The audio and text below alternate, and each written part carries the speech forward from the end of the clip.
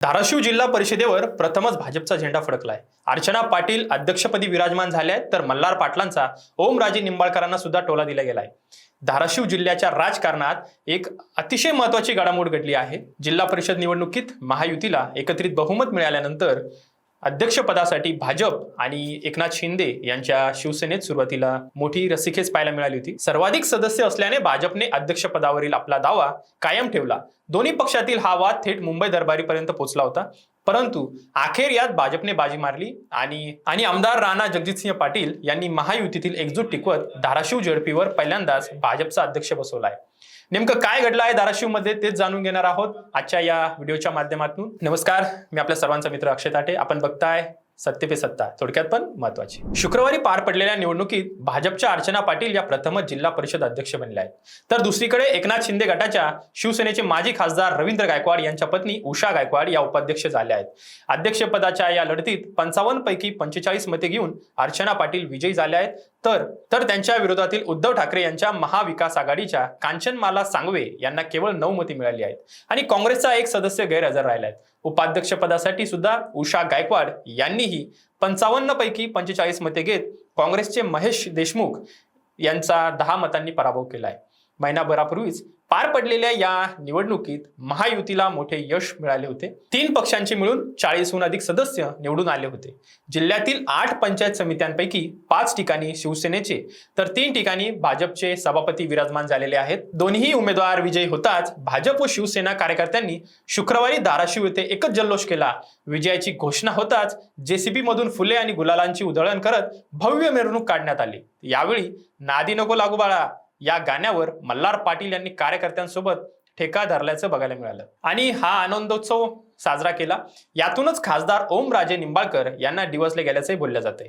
3 महिन्यापूर्वी झालेल्या नगरपालिका विजयानंतर राणा जगजितसिंह पाटील यांचे चिरंजीव मल्हारराव पाटील यांनी झेडपी व पंचायत समितीवर भाजपचा झेंडा फडकवण्याचा दावा केला होता। तो हुबेहूब खरा करून दाखवत समर्थक कार्यकर्त्यांसह त्यांनी शहरात जोरदार शक्ती प्रदर्शन केले होते। याच जल्लोषानंतर धाराशिवमध्ये राजकीय संघर्ष शिगेला पोहोचल्याचं बघायला मिळत आहे। यशानंतर मल्हारराव पाटलांचे खासदार ओमराजे निंबाळकरांना थेट आव्हान दिले गेले आहे। धाराशिव जिल्ह्याच्या राजकारणात 2 प्रतिष्ठित कुटुंबांमधील पारंपरिक राजकीय वाद आता पुन्हा एकदा उफळून आला आहे।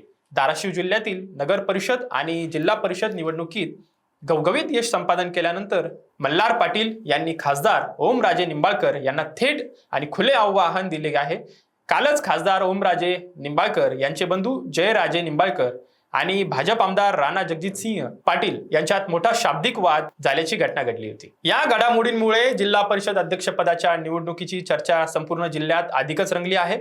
नगर परिषद निवडणुकीच्या निकालानंतर मल्हारराव पाटील यांनी खासदार ओमराजे निंबाळकर यांना जिल्हा परिषद जिंकून दाखवण्याचे जे आव्हान दिले होते ते सुद्धा आपण पूर्ण करून दाखवले असल्याचा दावा त्यांनी केला आहे। विरोधकांचा प्रभाव आता पूर्णपणे ओसरला असून आगामी विधानसभा आणि लोकसभा निवडणुकीत भाजप महायुतीचे उमेदवार प्रचंड बहुमताने विजय होतील असा ठाम विश्वास त्यांनी व्यक्त केला आहे।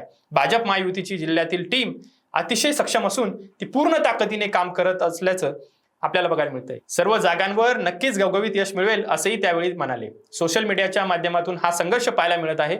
मल्हारराव पाटील यांनी एक व्हिडिओ सुद्धा पोस्ट केला असून कसा आहे दणका, रडू नको बाळा, नादी नको लागू नको बाळा अशा आशयाच्या गाण्यांवर ठेका धरत तो व्हिडिओ शेअर केलाय आणि दंड थोपाटत त्यांनी ओमराजे निंबाळकर यांना थेट आव्हान दिले आहे।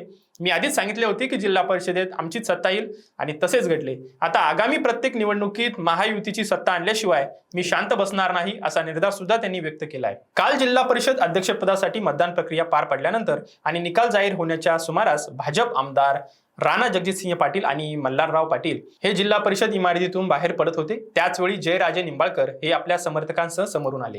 राणा पाटील यांना पाहताच जयराजे निंबाळकर यांनी मागे बघून त्यांना इकडे बघ असे म्हणत थेट खुन्नस दिली। या प्रकारानंतर दोन्ही गटांमध्ये मोठा वाद निर्माण झाला होता, ज्यामुळे वातावरण चांगलेच तापल्याचं बघायला मिळालं। या 2 बड्या राजकीय घराण्यांमधील हा वाढता संघर्ष आगामी निवडणुकांच्या दृष्टीने अत्यंत महत्त्वाचा ठरणार असून नेत्यांनी आरोप प्रत्यारोप करताना राजकीय सौहार्द राखणे जिल्ह्याच्या प्रगतीसाठी खूप आवश्यक आहे। महायुतीमधील अंतर्गत रस्सीखेच कुशलतेने हाताळून धाराशिव जिल्हा परिषदेत मिळवलेले निर्विवाद यश आमदार राणा जगजितसिंह पाटील यांच्या भक्कम राजकीय अस्तित्वाची आणि अचूक रणनीतीची साक्ष आपल्याला या गोष्टीतून बघायला मिळत आहे। येणाऱ्या काळात निश्चितच या दोन्ही घराण्यांमधला वाद, राजकारणामध्ये काय घडतंय, धाराशिव जिल्हा परिषद मधील हा विजय निश्चितच येणाऱ्या काळात भाजपसाठी महत्वाचा ठरलेलाचही बघायला मिळतंय.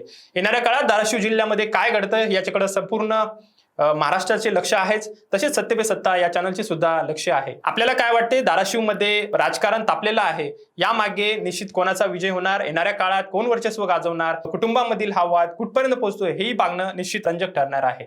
अशाच महत्वपूर्ण माहितीसाठी बघत राहा सत्य पे सत्ता, थोडक्यात पण महत्वाचे.